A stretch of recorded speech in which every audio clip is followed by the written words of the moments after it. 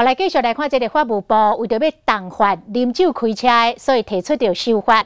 这个啉酒开车的累犯弄死人者，上当要判死刑。本来传出讲，行政院想要把死刑改掉，换用无期徒刑，也毋过立委认为安尼罚伤轻咯。早起行政院召开的记者会，公布最后审查结果，也是赞成上当判死刑。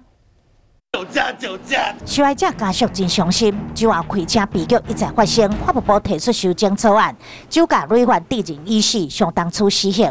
即马传出行政议会想要删除死刑，朝野立委看法无同。都应该给法官更大的裁量空间。那这个空间就是包括可以到无期，也可以到死刑。因是累犯的，你知法，然后你还要违法，我觉得没有什么特别原谅的空间。 死刑到底敢会删除？法务部处长蔡必中讲：尊重行政院院版的一个最终的审议决定。议会立法院讨论加行政院审查，最后结果直接宣布，酒后开车弄死人，相当的以故意杀人罪判死刑，都是希望能够再有悲剧发生。